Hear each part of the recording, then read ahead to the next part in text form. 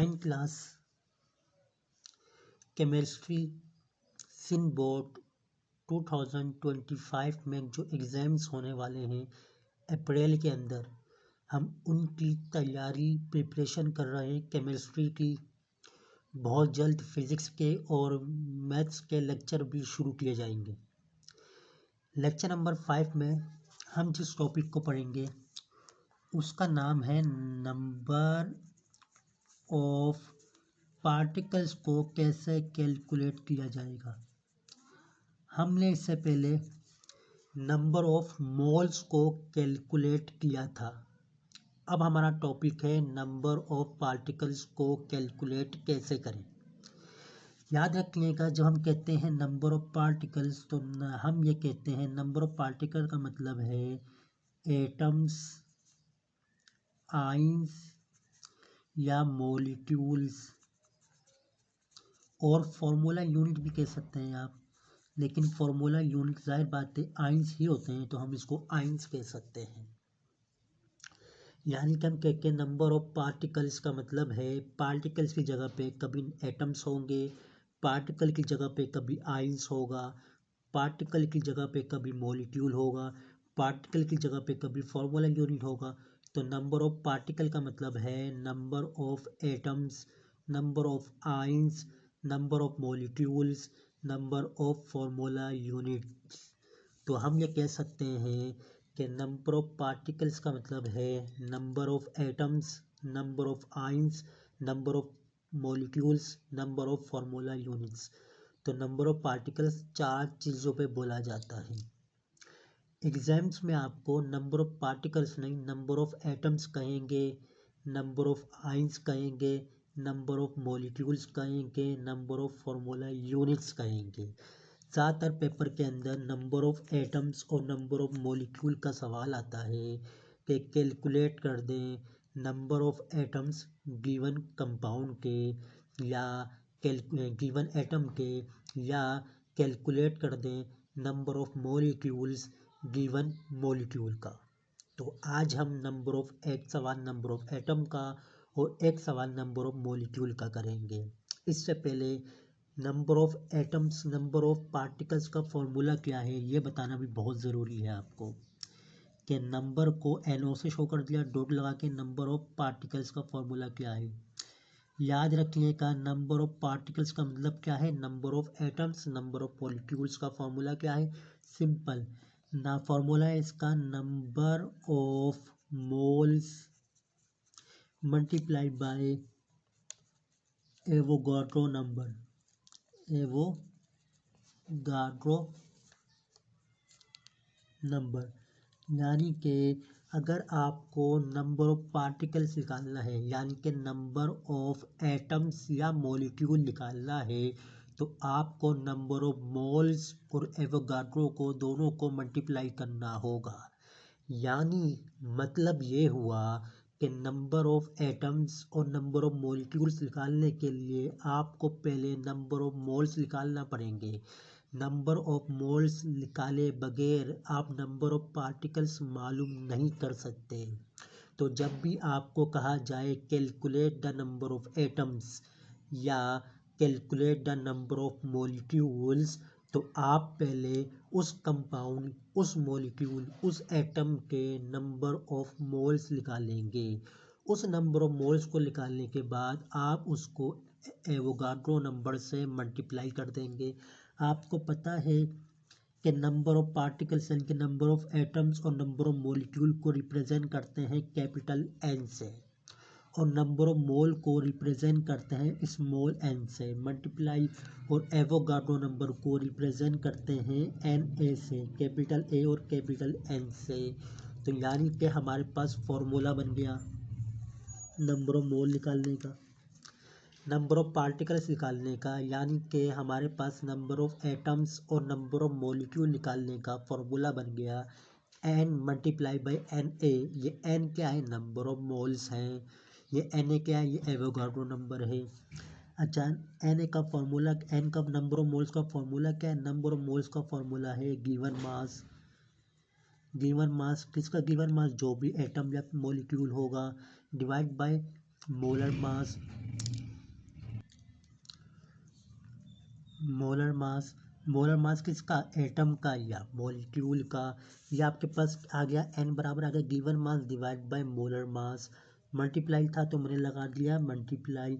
Na क्या है, Na रहता है, Na की वैल्यू कितनी है 6.02 multiply 10⁻23 it is the value of Na। तो मैंने क्या किया, मैंने कहा कि एन की जगह पे given mass divide by molar mass आ गया, क्योंकि ये नंबर ऑफ मोल्स का फॉर्मूला है। मल्टीप्लाई की जगह पे मल्टीप्लाई आ गया और एन की जगह पे एन की वैल्यू आ गई। तो यानी कि अब आपने ये कहा कि जब भी हमने नंबर ऑफ पार्टिकल्स यानी कि नंबर ऑफ एटम्स या नंबर ऑफ मॉलिक्यूल मालूम करने होंगे तो हमें एक मास सवाल में दिया हुआ होगा, वो गिवन मास होगा। मोलर मास हम कैलकुलेट करेंगे और उसको मल्टीप्लाई कर देंगे एन ऐसे, तो आपके पास आंसर आ जाएगा। तो हमारे पास सिंपल ये फॉर्मूला बन गया, नंबर ऑफ पार्टिकल्स का ये फॉर्मूला बन गया, है ना। अब हम करते हैं एक न्यूमेरिकल जो कि सिन टेक्स्ट बुक में ही मौजूद है, जिसमें वो कह रहा है कि calculate the number of atoms, calculate the number of atoms present in 9.2 gram of calcium. Calcium का साइन है सी है। कह रहा है कैलकुलेट करें, क्या कैलकुलेट करें, कह रहा है कैलकुलेट करें नंबर ऑफ एटम्स। जब का ऑप्शन नंबर ऑफ एटम्स तो मतलब नंबर ऑफ पार्टिकल्स मालूम करने हैं, तो हमें सिंपल फॉर्मूला पता है नंबर ऑफ एटम्स का क्या फॉर्मूला होगा। तो सिंपल हम बनाएंगे इसका पहले डेटा सिंपल क्या बनेगा, सबसे पहले क्या गिवन है हमारे पास, मास गिवन है। तो सबसे पहले आपके पास गिवन मास सवाल में दिया, आपने लिखा गिवन मास किसका, given mass of Ca calcium का कितना दिया हुआ है 9.2। तो जो मास सवाल के अंदर मौजूद है वो गिवन मास कहलाता है। तो ये आपके पास गिवन मास आ गया। दूसरा आपको क्या चाहिए, गिवन मास मोलर मास, आपने लिखा मोलर मास ऑफ कैल्शियम। आपको पता है कैल्शियम जो एक एटम है, तो आपने कहा 40 ग्राम, क्योंकि ये एक एटम है तो हमने लिखा 40 ग्राम।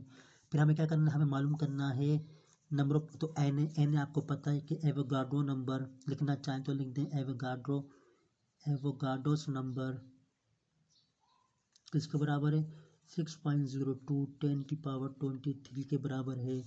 अब मालूम क्या करना है, आपने मालूम करना है नंबर ऑफ एटम्स। अब आप लगाएंगे सॉल्यूशन लगाने के बाद आप सिंपल लगा दें इसका फॉर्मूला। सिंपल क्या लगाएंगे आप इसका, सिंपल आप इसका लगा देंगे फॉर्मूला क्या है आपके पास, फॉर्मूला है नंबर ऑफ एटम्स बराबर किसके हैं, बराबर हैं given mass divide by molar mass multiply by 6.02 10⁻23। Given mass कितना है, गिवन मास है 9.2, मोलर मास कितना है 40, मल्टीप्लाई कैसे कर देंगे 6.02 10⁻23। अब करना क्या है आपने, करना ये है आपने कैलकुलेटर से इन दोनों को डिवाइड करना है। जब आप कैलकुलेटर से इन दोनों को डिवाइड करेंगे तो आपके पास आंसर क्या आएगा, आपके पास आंसर आएगा, मैं कैलकुलेट कर लेता हूँ इसको, तो आपके पास आंसर आएगा 0.23। इन दो को डिवाइड किया, आंसर आया 0.23 मल्टीप्लाई बाय 6.02 10⁻23 ऐसे आ गया। अब आप इसको इसके साथ मल्टीप्लाई कर दें, तो जब मल्टीप्लाई करेंगे आप इनको तो आपका आंसर आएगा 1.384। मल्टीप्लाई लगा देंगे ये वाला 10⁻23 आप ऐसे लिख देंगे। फिर आप लिखेंगे number of atoms in 9.2 gram of calcium, number of atom in 9.2 gram of calcium में कितने आ गए, इतने आ गए आपके पास। ये आपके पास आंसर आ गया। देखेंगे आपके पास आंसर आ गया। सिंपल नंबर ऑफ एटम का फॉर्मूला लगाया, given mass divide by molar mass multiply by Na। Given mass 9.2 था आपके पास, मोलर मास आपके पास 40 था, Na आपने रख दिया। आपने 9.2 को 40 से डिवाइड किया तो आपके पास आंसर आया 0.23, मल्टीप्लाई ये वाला आ गया और ये वैल्यू ऐसी कॉपी हो गई। फिर आपने 0.23 को मल्टीप्लाई कर दिया 6.202 से, तो आपके पास ये आंसर आ गया और आपने इसको ऐसी कॉपी कर दिया।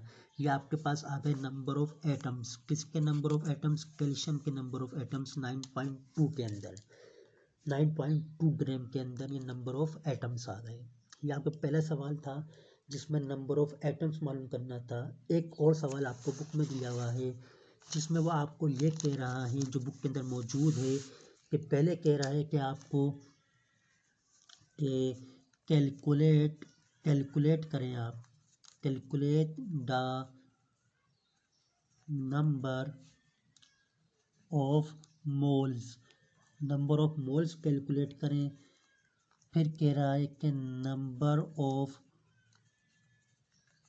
मॉलिक्यूल्स कैलकुलेट करें जो कि प्रेजेंट है, मौजूद है इन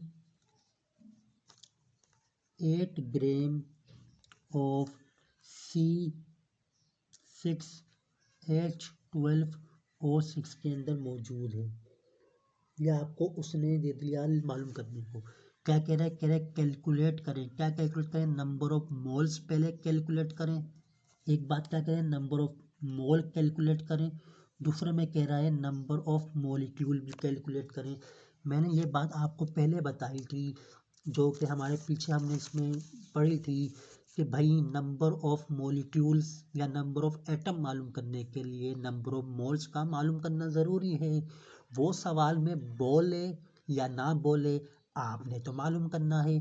क्यों? क्योंकि नंबर ऑफ मॉलिक्यूल्स या number of atoms number of moles के बगैर सॉल्व ही नहीं हो सकते।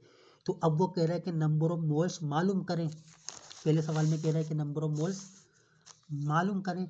वो ना भी कहे वो डायरेक्ट कह दे कि calculate the number of molecules present in 8 gram of C6H12O6, तब भी हमें नंबर ऑफ मोल्स को कैलकुलेट करना होगा, क्योंकि उसके बगैर आप कैलकुलेट नहीं कर सकते। 9th क्लास की बात कर रहा हूँ, नहीं कैलकुलेट कर सकते। तो पहले हम नंबर ऑफ मोल्स मालूम करेंगे, फिर हम नंबर ऑफ मॉलिक्यूल्स मालूम करेंगे। सबसे पहले क्या बनता है इसका? सबसे पहले बनता है इसका डेटा। डेटा में क्या लिखते हैं भाई? डेटा में हम देखते हैं सवाल में कोई मास गिवन है। जी हाँ, मास गिवन है। कितना? 8 ग्राम। जो मास सवाल में गिवन है उसको कहा जाता है गिवन मास। तो गिवन मास ऑफ C6H12O6 कितना है हमारे पास? हमारे पास 8 ग्राम। दूसरा क्या निकालते हैं हम? दूसरा निकालते हैं हम मोलर मास। तो हमने लिखा molar mass of C6H12O6। Molar mass का निकालने का तरीका मैंने आपको अपनी पहली वीडियोस के अंदर ये पूरा करवाया हुआ है। लेक्चर नंबर 4 देखें, लेक्चर नंबर 3 देखें तो आपको मिल जाएगा कि मोलर मास कैसे कैलकुलेट किया जाता है। कैलकुलेट कैसे करते हैं? सिंपल, कितने कार्बन है? 6 कार्बन है। कितना मास है? 12 मास है एक का। प्लस कितने हाइड्रोजन है? कितने हाइड्रोजन है? 12 हाइड्रोजन है। कितना मास है? 1 प्लस। कितने ऑक्सीजन है? 6 ऑक्सीजन है। कितना मास है? 16। अब इस पूरे को आप सॉल्व करेंगे, प्लस करेंगे। कैसे करेंगे? इन दोनों को मल्टीप्लाई करेंगे, इन दोनों को मल्टीप्लाई करेंगे, इन दोनों को मल्टीप्लाई करेंगे। जब सबको मल्टीप्लाई कर लेंगे तो आपके पास आंसर आएगा 180 ग्राम। क्या आएगा? 180 ग्राम आएगा। याद रखिएगा, मैंने कैलकुलेट करना सिखाया है कि मोलर मास कैसे कैलकुलेट किया जाता है। आप उसे वीडियो में देख सकते हैं, पिछली वीडियो के अंदर। अब क्या करना है हमने ए में मालूम करना है नंबर ऑफ मोल्स, और दूसरे में मालूम करना है हमने नंबर ऑफ मॉलिक्यूल्स। हमने दो चीज़ें मालूम करनी है। तो चले सॉल्यूशन लगाया हमने। सॉल्यूशन लगाने के बाद हम पहली बात पे गए, नंबर ऑफ मोल्स की हेडिंग लगाई हमने।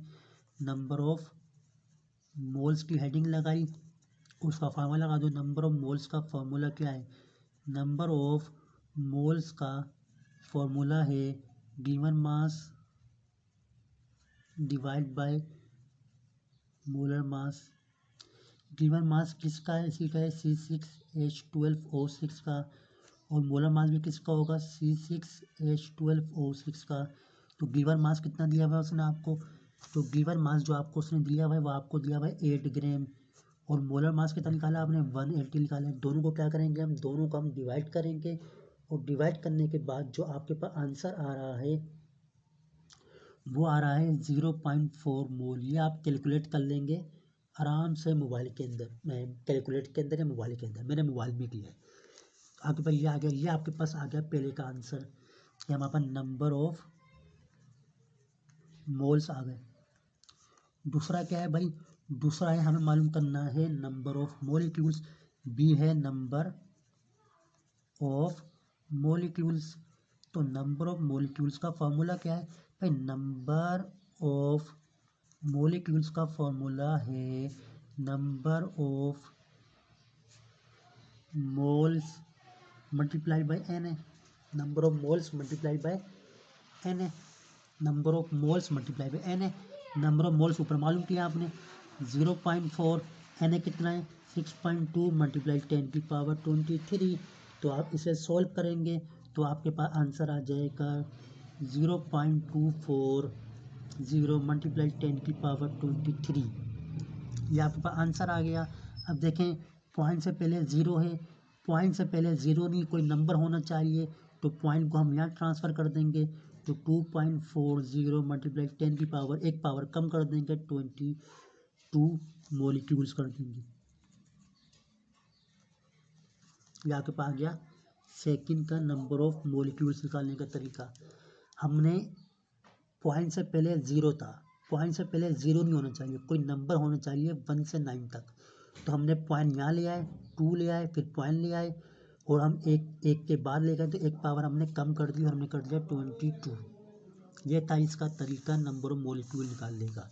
फिर भी कोई कन्फ्यूजन हो, कोई सवाल हो, कोई मसला हो तो आप मुझसे कमेंट बॉक्स में पूछ सकते हैं, या ये लेक्चर रिपीट करने कहेंगे तो वो भी कर देंगे हम। तो हम मुझसे सवाल लाजमी करिएगा, कमेंट बॉक्स में अपनी राय ज़रूर दीजिएगा। थैंक यू, अपना बहुत ख्याल रखिएगा।